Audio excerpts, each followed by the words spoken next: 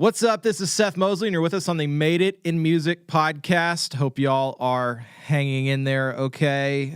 It's a crazy world right now if you're listening to it, and we are still in the coronavirus situation, which I'm anticipating will be for a little while now.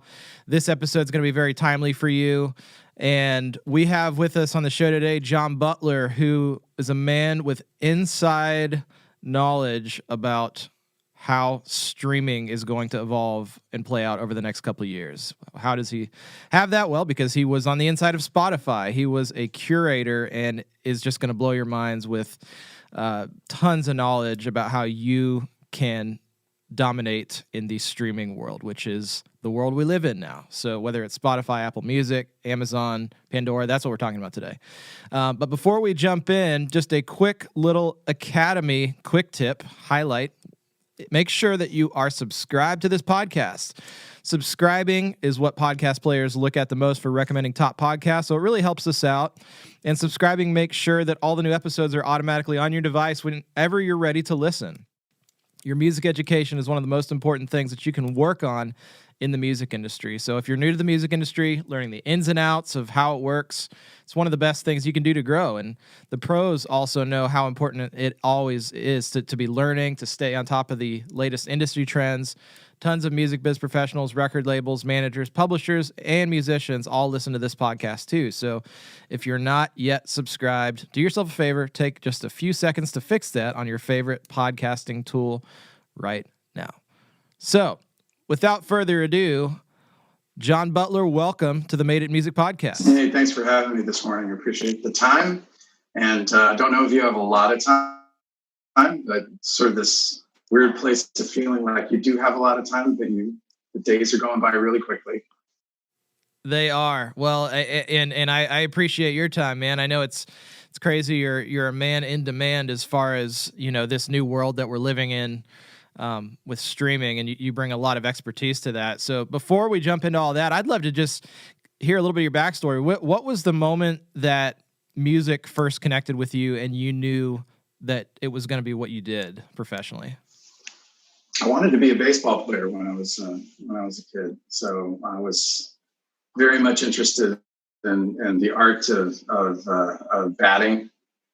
I remember reading this great book by Charlie Lau, who coached George Brett of the Kansas City Royals on his exceptional 1980 year where he hit like 390 for the year. It was ridiculous. And sort of like I wanted to do that, but the baseball was just everything. So I hadn't thought about music at all. And I guess when you're 12, 13 and you start to get a little taller, maybe you develop a little quicker, or some don't. And we used to have these kids, like 13 years old, they were throwing 80 miles an hour. And I was like, I barely could throw a curveball and barely hit 60. So I was like, but I'd always been fascinated about music and but never played an instrument. So I picked up a guitar, got a guitar, and got into that pretty quickly. And by at least maybe 2 years into it, I was pretty proficient. And before the age of being able to look at YouTube videos, man, I wish I had some of that stuff growing up.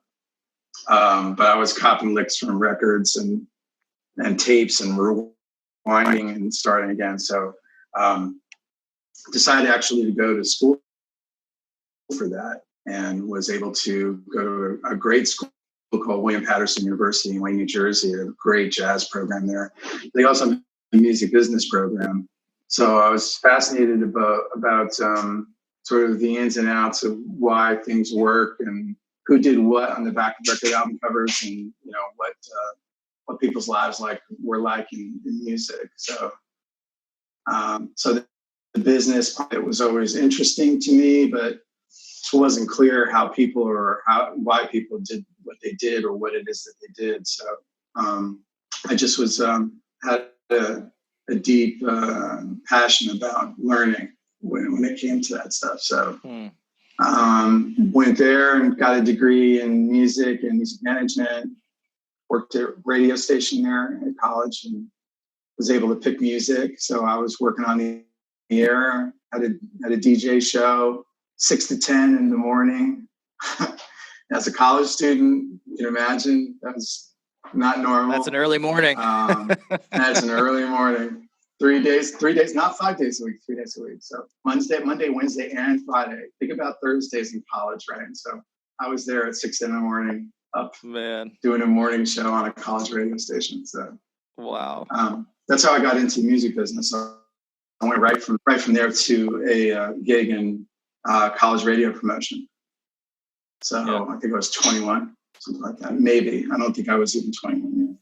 Yeah, and I think when we first met, you were in radio promotions, and so how long did you do that for? I mean, I know that was a big chunk of your career was in radio promo.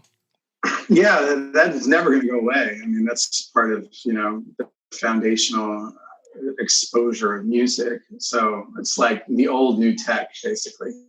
So I did record promotion for 27 years. Wow. Yeah. It's black calling radio, thinking about it, sleeping about it. Yeah. And knowing how that worked. And that definitely served me pretty well. And from understanding, the foundations of like exposing music and how to work with people and learning about the realities of how people consume music. So it was a really valuable background. I wish a lot more of my, editorial friends had that sort of radio promotion or radio background, but that's a trend that actually is kind of happening right now at DSPs. There's actually more radio people and people that are coming from traditional media into these services as they mature. So. Well, tell us about that part of your journey, because you've got some very inside experience having been one of the leaders of the Spotify Nashville office. Can you tell us about that part of your journey? Yeah, so after doing radio promotion for a good amount of time, the reason kind of why I got interested in streaming as a function of why it was important is because I was sort of dealing with needing to have as much data to really effectively work our records. And there was just a real lack of it, or a lack of leverage of audiences that we were building for records that we were working at radio on the label side. And there wasn't really any sort of apparatus to serve that to me to be able to go into a radio station and say, hey, look, we have an audience. Look, we have a sync placement in a TV show or film. Those things are really valuable in terms of the building blocks to being able to market a record thoroughly. And my hat had to change just because it was sort of like it didn't necessarily have that natively handed to me. It wasn't like, yeah, go work these radio stations. Here's all the information. Here's the great placement we have on TV. All that stuff had to be sort of developed by hand by our team, by our radio promotions team. So we had to kind of like become marketers in addition to radio station pluggers. And that's what made me fascinated about streaming data, because it was like knowing insights into radio's audience before radio did. And it just kind of, we were able to frame stories. You could take stories from the data where things were happening, where music was breaking out, be able to craft a story based on that back to radio. So I was like, that got me really excited about streaming and being able to use this technology. And that was 2013, maybe a little earlier. And I was really, I can tell you a pivotal moment that was influential at South by Southwest. There was a woman named Rachel Whitney who was working for Borman Management at the time. And she was heading a panel called A Million Streams Before Radio. And I'd never seen a panel like that, something that was advertised that way. So I may have been maybe one of a handful of promo people that went to that. I was fascinated about that. One of the things that I'd always kind of run into in my career working records at radio is that I always had to be pretty scrappy in terms of finding great opportunities, whether that was Sixpence None the Richer with Kiss Me and film placements and things like that. And I was a very small team working those things, without any right to be at the big kids table. So it's constantly trying to find ways that data can help us with the big kids table. And there was this panel at South by that was saying, hey, you need to have 1 million, it's sort of in a way, you need to have 1 million streams before you're even thinking about marketing the radio. You need to be able to show that a song has, has acceptance in an audience to show general media that it's worthy for the investment of time. And even from a label standpoint, where are you going to put your money and your resources to build a career? Is that the right song? Well, streaming became this great place to test sort of your A&R hypothesis. And again, sort of tying all the different jobs that are at labels together into this thing. It was A&R, it was marketing, it was sales, it was promotion. And streaming sort of became the end of that funnel in any discussion that I was having for like 3 or 4 years. I had the great fortune of having a friendship early on before streaming with a guy who sold his company to Spotify. And he was also passionate about pre-research, learning more about how to get to the audience directly with music. And social media has done that for us, and platforms, even MySpace back in the day, right? Did that. And as well organized as all that was, the audience has really had to kind of age and grow up and mature with it. So all these other services probably wouldn't have been successful at that time. But now, like, people are native to this. They've grown into this idea that, people are discovering music without a top-down, old media sort of establishment. But it's also exciting for old media as well to understand their audience even better. So somewhere it's about being agreeable to the old media and the new media. That really got me excited about the idea of going to streaming. And since I had some experience in Christian music and understood that music pretty well, although I'd been working on the pop side and country side and rock side, I was given an opportunity to come in as a genre lead, the last one for at Spotify. And that was in early 2017. Well, I want to come back to that, but let's fast forward really quick to today. You are, and I love the way that you word this. You can give people streaming guidance counseling. Can you tell us what all does that entail when somebody works with you? What is it that you do as far as, strategy, pitching, data analysis, all of that stuff? Can you give us the 10,000 foot overview of all of that? Yeah, sometimes it's 60,000 feet. It gets very heady, very intellectual, and very quickly. And I try not to do that because music is about relationship.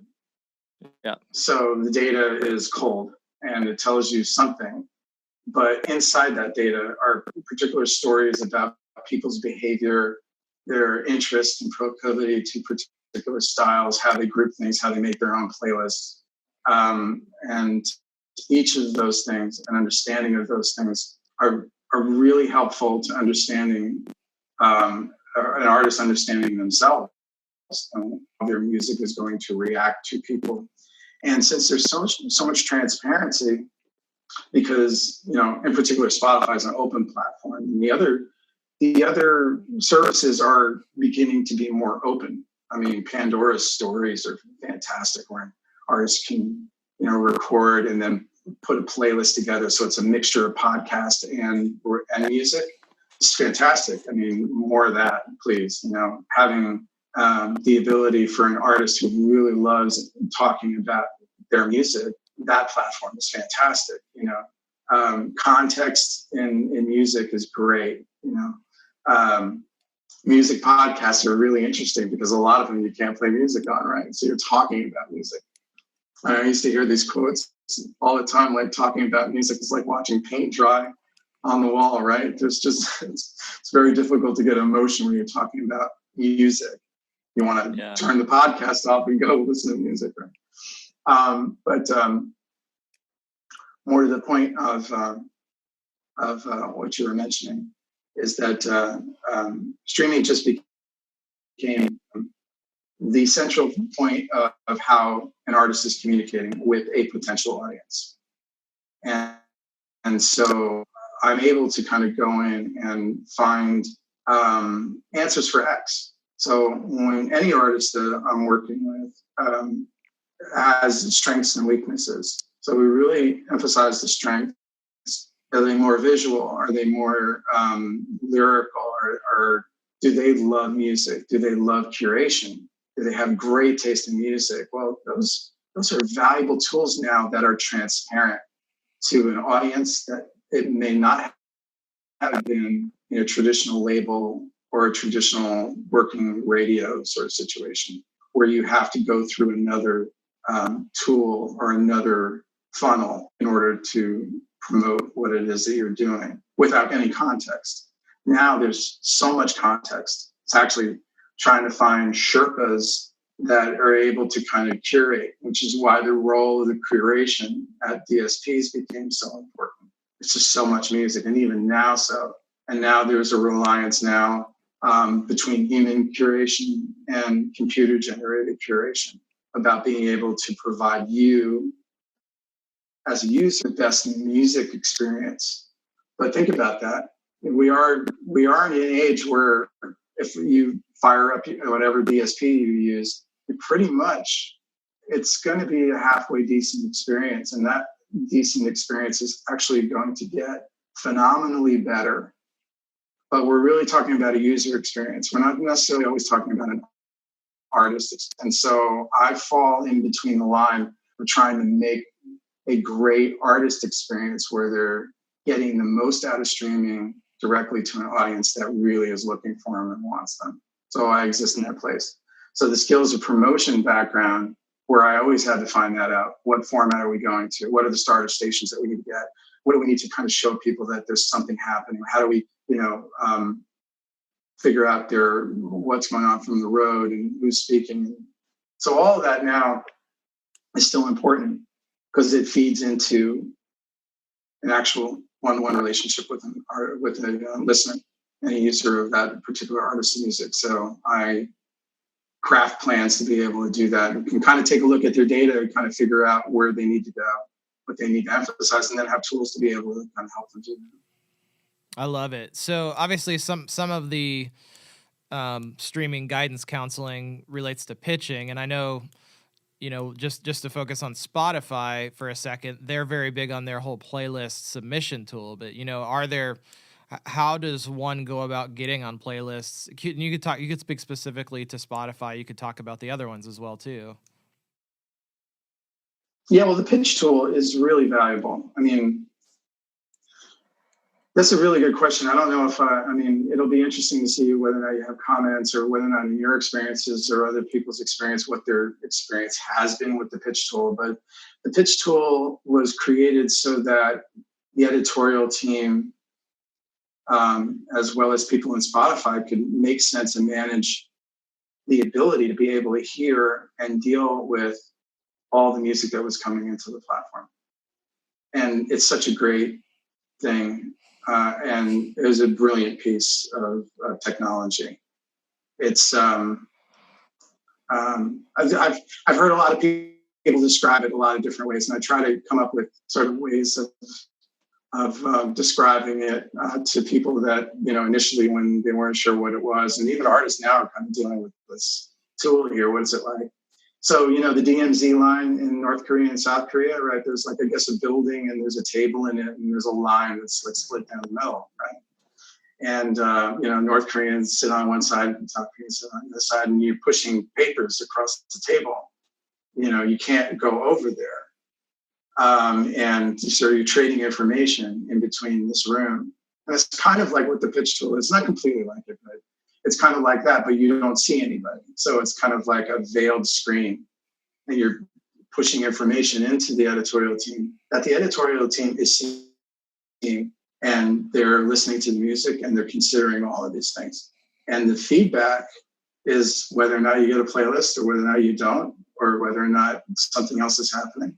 But it's a tool. It's an effective tool for artists to be able to have a direct discussion in the pitch, in words, and with the music, where the two people are not physically together, but that information is being switched back and forth. So you're pitching in, you know what it is that you sort of put in your story about that song, where you're thinking you can go. Yeah. And the editorial team is taking that information and thinking about where it is and what you've said. And the feedback is playlisting or not playlisting, or come back or send another piece of music, or tell me more about the right kind of pitch. And there's a lot of information out there about what the right kind of pitch is. And there's a lot of debate, and editors are human beings. So what resonates to one person may not resonate to others. I can share what was effective for me in the pitch tool is when an artist was able to share specifically about why the music that they wrote would move people. And in Christian music, that made a lot of sense, because there's a sense of hope and grace and forgiveness and love. And so I didn't want to see stats. I wanted to see the artist's heart. And if that music and what they wrote made me feel something, chances are other people probably would resonate to it. And if the track wasn't great, I have the ability always to feedback, right? But it definitely sort of like, after time, you can kind of get into a rhythm of how people were using the tool effectively. And I think people have done a very good job at utilizing it. I know that it's a godsend. Can you imagine? It's hard to describe what life was like as an editor without that tool. It was kind of like getting spreadsheets sent to you from every label, the chance encounter that you had with an independent artist that was individually pitching you is all over the place. You get links here, things there. Is a very inefficient way to sort of organize what you were going to do week to week, in addition to what was already available and being pitched in the back end of the service. So it changed the game. It made it possible for editors, and I think everybody would agree with this. It made it possible, and still makes it possible, for editorial team as well as Spotify to hear and interact with as much new music as even humanly possible, as well as the computer and the algorithms to handle it too. Yeah.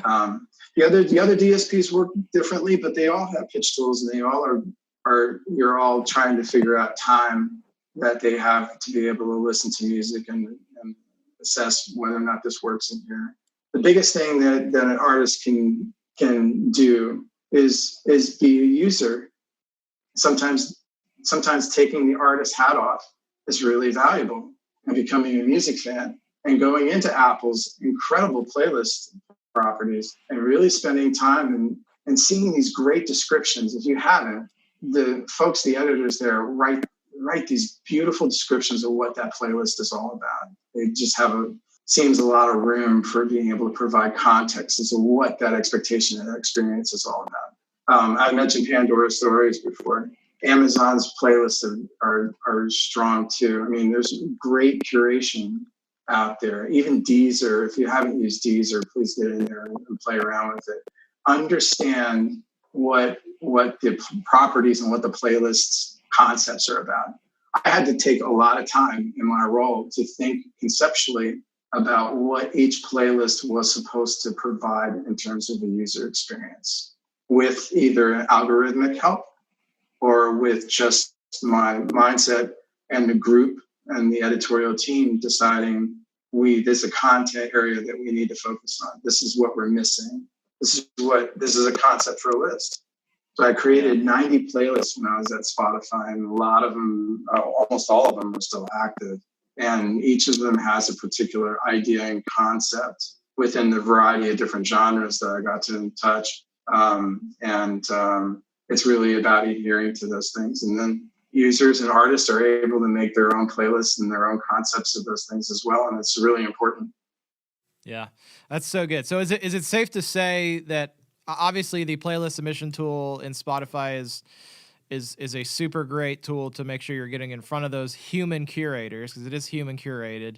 You mentioned that the other services have kind of their own versions of that as well.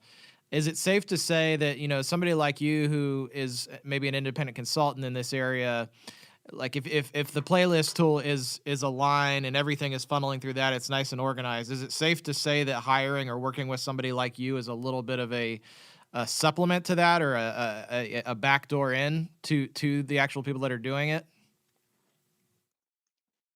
I would say that I think an understanding of utilizing the pitch tool is helpful, and the services that the other services provide in terms of getting editorial coverage. But it's really down to how great the music is. There's more music being uploaded into all these services that may never be heard. Trying to find, you know, a discovery of those songs is really difficult, even with the tools. It's about really understanding your own business, understanding who you are as an artist, understanding the playlist properties, understanding how to really communicate with a human. All those things are extremely helpful. When you're working with somebody that's doing pitching, you know, may have particular skill sets that they're better at. They may have an understanding of really playlist well, or create great third-party playlists or relation to third-party playlisting. Some pitchers may or may not have editorial context. And the idea of the pitch tool is to really alleviate give the ability for editors to really work on what it is they're supposed to work on instead of getting pitched all day long. Yeah. You know, it's a valuable tool for, you know, doing your job well. Influence and lists, you know, it all comes down to the song. It all comes down to the data that song produces. And it really is incumbent on every artist to develop their own audience that's passionate about the music, and use the tools that are available. And in particular, Spotify's tools are just killer. Yeah. And the other DSPs have killer tools as well. I mean, they really do. And it's just finding the right ones. And it takes a little time. And it takes a frequency of release. I've really preached that while I was at Spotify, that the more often you're putting music into the ecosystem, you're having the ability to plant in places that songs or trees, in this sense, will grow, right? And it's about being, you know, Johnny Appleseed and then gardening, you know, and it's a process. Is there a kind of a best practice as far as how often people should be thinking about putting out new music? Yeah, that varies between, and a lot of, I'm sorry for the vague answers. I mean, to say one thing and sort of like lockstep, that's it. Generally, a new artist should release a lot more often. Again, the new artist hasn't proven a particular song that they're associated with.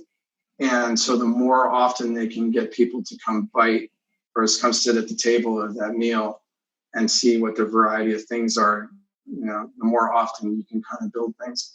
I like the idea of artists really, and this is something that I think you've done pretty well, and a lot of artists with producers in the A&R process within labels, is that at the outset of recording, you have to have multiple versions of every song, and as wide-ranging thematically, genre-wise as possible. And I mean, that really separates the artists from the artists, you know, in a sense. I mean, if you're coming out and you have a song or a group of songs, you have an acoustic mix, you have a solo piano version of it, you have a remix of it, you have, you know, an edit of it, you know, vocal up, vocal down, dance mix, you know, a cappella version, versions in different languages. If you're thinking about that at the front end, I would urge every artist that has the ability to speak in other languages to record every single song of theirs in all of the different languages that they know. It is a huge world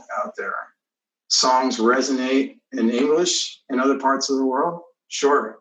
But having the insight an opportunity to sing in native languages in those countries, and being able to understand that and do it effectively and authentically is a tremendous value to artists, as well as different versions musically of things. And so if somebody likes a song, why can't they have it in lots of different ways? And it helps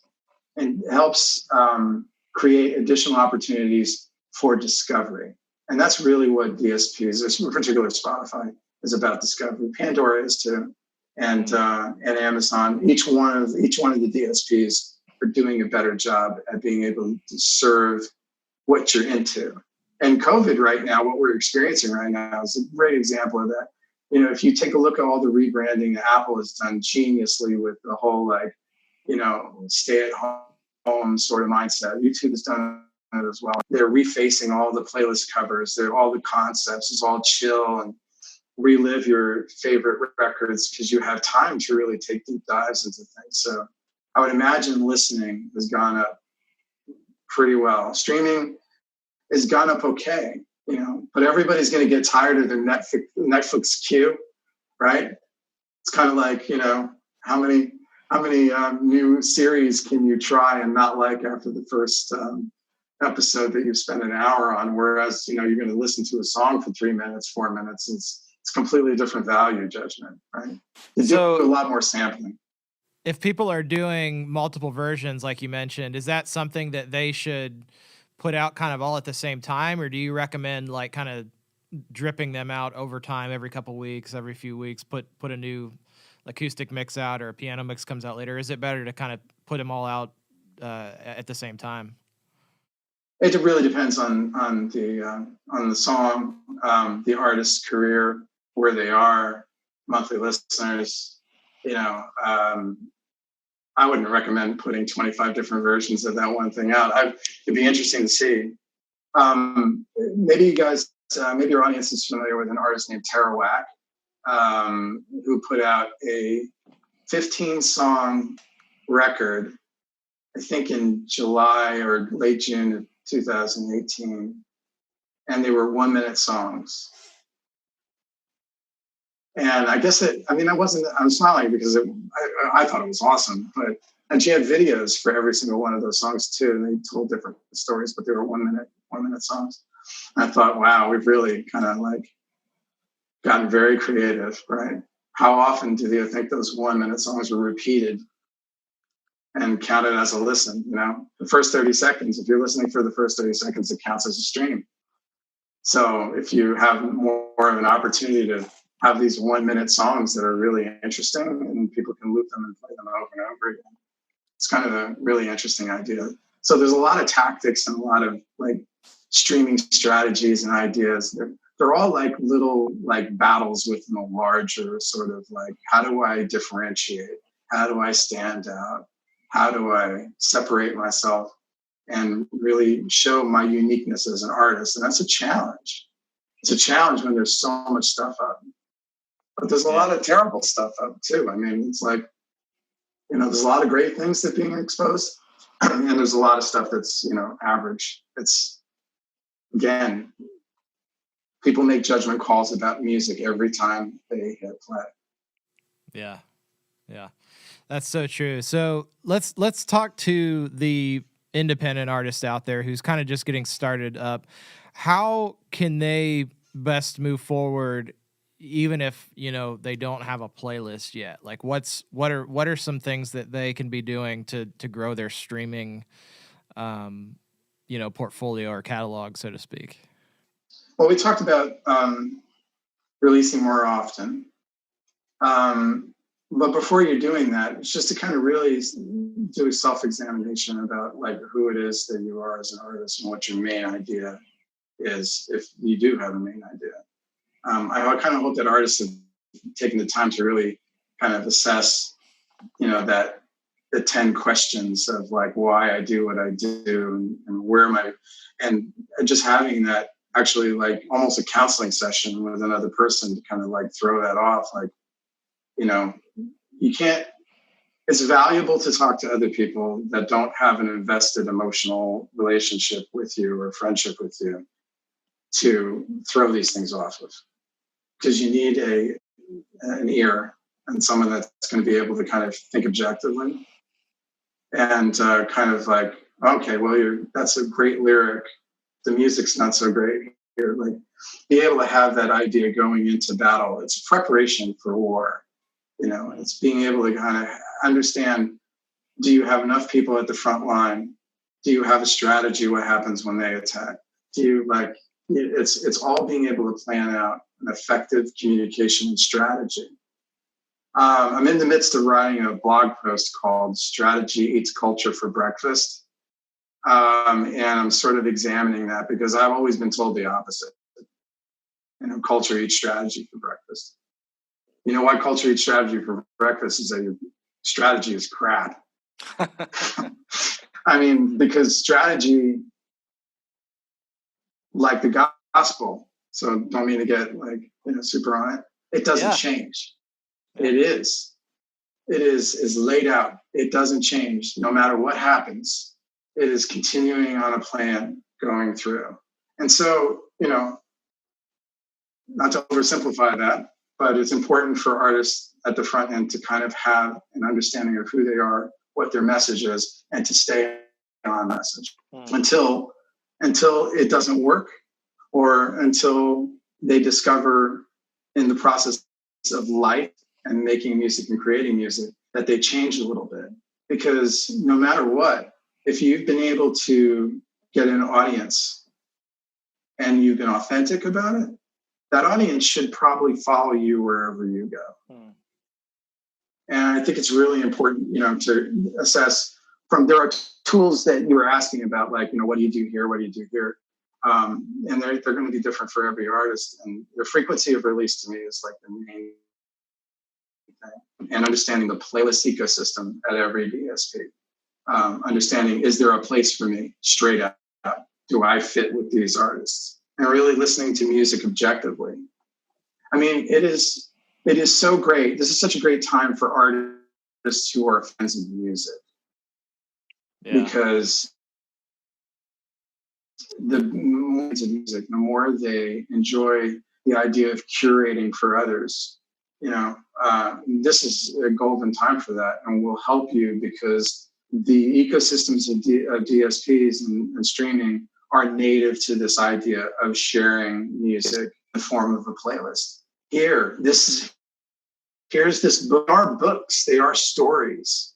One of the things that one of the taglines at Spotify was that we were part of the shows and editorial team, because every playlist is a show. It's kind of a set list, and within a set list, when you're an artist performing, you have a flow of how things go. So every playlist is kind of works off of that principle.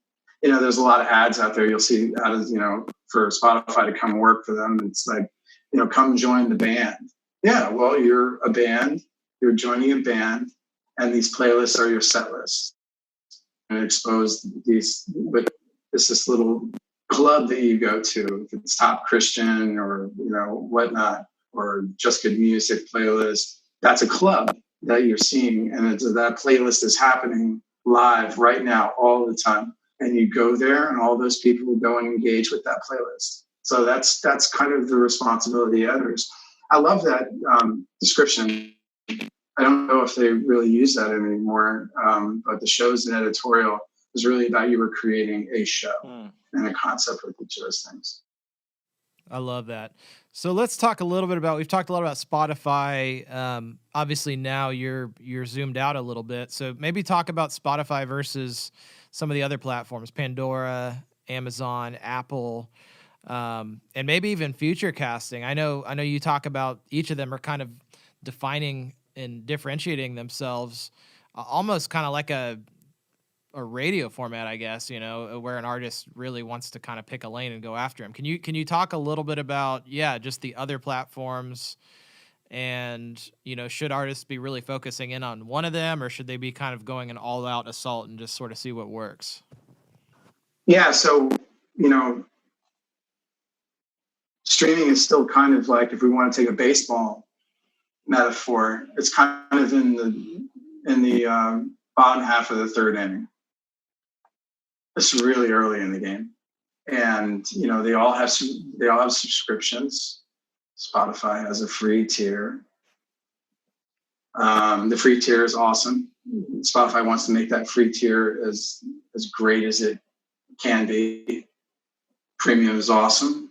Apple Music is awesome. Amazon's a great tool. Pandora's got the tiers, multi relationship with SiriusXM, Deezer, Tidal even, you know, and they all have subscriptions. So the question is like, how many people can afford each of those subscriptions, and do they really toggle back and forth?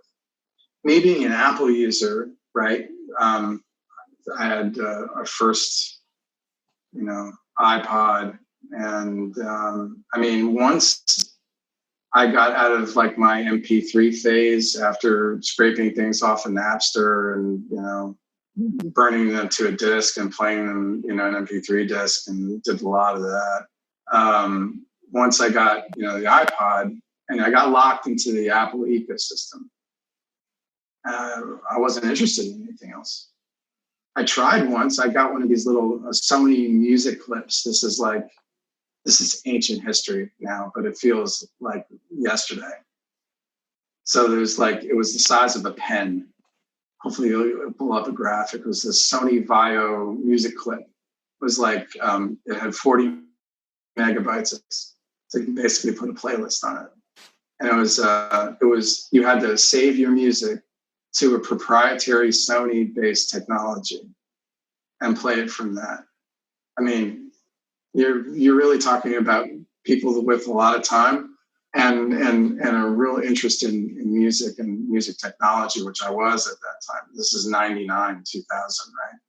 And you had all these MP3 players and whatnot. And then as soon as the iPod came, I got locked into a particular technology. So really kind of lost touch with anything else other than Apple. And there's a lot of people of that generation that have moved from iTunes into Apple Music, and they're very comfortable with that. So in a sense, Apple's already differentiated themselves as a music platform with a particular sort of generation. It's not that they don't have younger users. It's lived in sort of like this sort of changing of the guard in terms of music consumption. Pandora has too.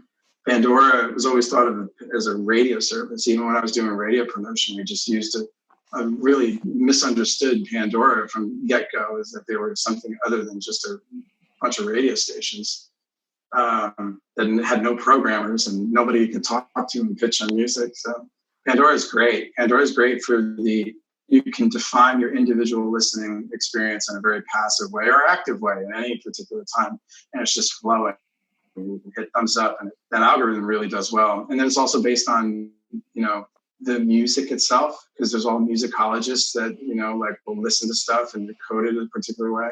Oh, if they like strings, oh, they're going to love this particular thing. So it's very thoughtful. That music genome is really powerful. So in a sense, all of the services have really sort of differentiated themselves. What they haven't differentiated themselves is the content that exists on each of them, right? So Spotify's drive towards podcasts, Apple's drive towards podcasts, Pandora with the stories, that's going to be big for them. Amazon with what they're doing. Amazon is going to come up with something pretty amazing to do themselves with that sort of physical experience, music experience, Prime experience. Can you imagine how many people have Prime right now that have never used the music service? They don't even know they have access to it. And the voice technology that's associated with it. So it's kind of like there's enough people in the world that can get and will continue to be able to get an Alexa or an Echo and listen passively. How that's not going to aggregate into large numbers is, I'm jumping from DSP to DSP, but they really all have sort of, if you funnel down from that, each artist is probably better in particular areas with certain types of audience that like particular DSPs. And so I could see a differentiation as you were talking about where each of them sort of become their own genres, as in radio stations. You're going to go to Apple for this particular thing. You're going to go to Spotify because it's an open platform and you want to make your own playlist and you want to do a lot of discovery. And you're a little younger, or you like the podcasts, or you like the new series that they are. The content is the thing that is going to continue to be a challenge of differentiation between all of them. So it's really incumbent about the artist community, not just music, but podcasting and whatever comes with video. And that's where YouTube really at the end of the day is really poised to kind of be the Swiss Army knife of all of it, because they have all the ears and eyes and are slowly turning into it. But again, going back to that baseball metaphor, we're in the bottom of the third inning. It's an early game. Streaming is still very much in its infancy and it's reached the world, but it hasn't reached everybody. There are a lot of people on earth that listen to music, and it's just scratching the surface. So I know that's a pretty 60,000, 70,000 foot view of it. It's really, and there could be a disconnect between an artist that's an independent artist to kind of figure out, well, where do I fit in all that? Just feels like this amazing ocean that I'm just going to throw a rock into. But when you start from the big and you work backwards and you understand who you are as an artist and work forwards, somewhere in the middle, there's going to be a particular DSP that works really well for where your target audience is. And just being able to understand who you are and being able to put out music frequently is going to provide a lot of opportunity. Yeah, I love that. Well, as we're kind of wrapping up the conversation, and you hinted on this a little bit, so I really want to dive deeper into this.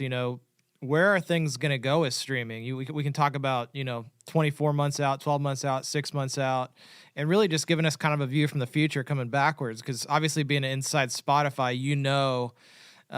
these companies are planning, much longer out. They're planning 12 months out, 24 months out.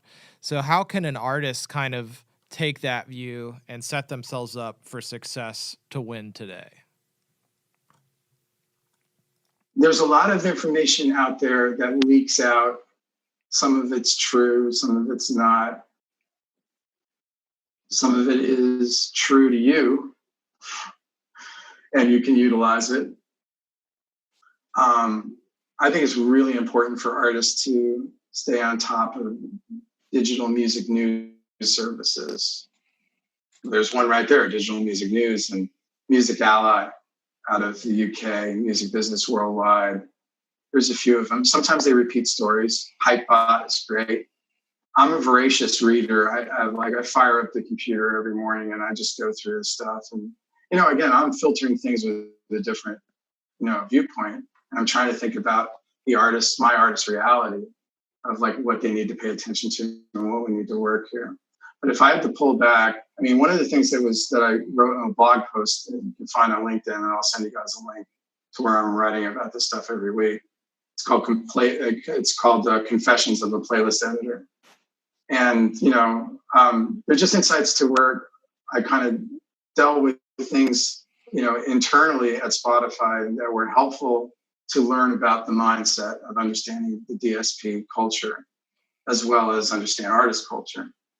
And one of the things that I wrote about in there recently was how when Daniel Ek would talk to the team, it was always kind of like the future had already been built and we were just living out sort of almost like manifest destiny, predetermination of whatever we're going to fill in. It had already been set. And 2 years ago, pretty much around 2 years ago, he said that the algorithm is going to get so great that it is going to know what it is that you want before you even know it. And concurrently with that, about 2 months later, on one of my other blog posts, I wrote a piece called The Algorithm is Going to Get You. So I was in London for team meetings and I saw this spray painted car park door. and it had this figure on it, and it said the algorithm is going to get you. And it was really kind of like, I sort of laughed, but it was also ominous. You know, it was kind of like foreboding. And I'm thinking about how Daniel, when I saw that, I was thinking about Daniel, everything he used to say would come true about 6 months later. Like it was almost predicted. Well, duh, because the DSPs are planning out what the future is of their particular technology set. So you have little hints of this every week in what, you know, each of the DSPs do. Now, again, this is why artists need to have management or other people in their lives, or, you know, consultants or people that are really helpful in this area, to not have to burden them with these things. But it's really important for them to understand all this stuff too. Yeah. Because there are other artists that are native to it now. So. Yeah.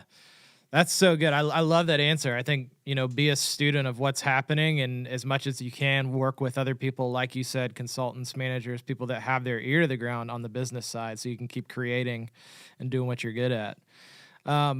As we're kind of wrapping up, we are going to do a deep dive for those who are interested.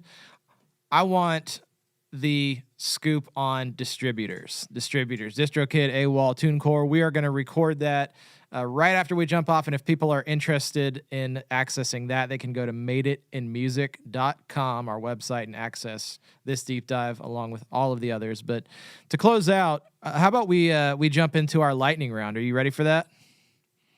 Sure. Rapid fire questions. Here we go. Favorite artist success story you've been a part of? Lauren Daigle at Spotify. Oh, more than that, for King and Country. Torrin Wells, Phil Wickham, being able to see platinum and gold artists in utilizing where I really championed those artists inside of Spotify. Those are really gratifying. But prior to that, it would be Mercy Me with I Can Only Imagine crossover, Sixpence None the Richer, Kiss Me, Jars of Clay's Flood. And the first record that I ever worked was 9 Inch Nails' Pretty Hate Machine. So it's the first record that I ever got to work. I worked out of college. So I've had these little moments. I wish they were more often than every 4 years like the Olympics. But, you know, occasionally there are things that break through. But excited about the last couple of years in terms of the new artists that have come out of streaming. And hopefully I was a little part of that story in terms of being able to provide newer and more often audiences to kind of make the jump into streaming that are new, especially in the Christian faith space. Awesome. Second question. You were once based in New York City. What was your favorite venue to see shows? My office, when I started, and I'm a native, so I used to go out a lot. Limelight was particularly crazy in the early 90s. CBGB's was down the street, a couple of blocks away from the offices that I had when I was with TBT. And I was on 4th and Lafayette, and I was over on Bowery. So CB's was always great. Arlene's Grocery in Lower East Side off of Ludlow. Strong club. Wetlands, which were in Soho. Great spot. I don't think it's there anymore. The Knitting Factory was a great venue for progressive music. And Rockwood. I mean, anytime I went back to New York, even in the past 5 years, I would, it didn't matter what night it was. You go in Rockwood, and see some great music, and they always had music, and they had 3 venues going on at the same time. Tiny, yeah, but always good stuff. I like the smaller venues where I can really hear what's going on. Awesome. And, great starts.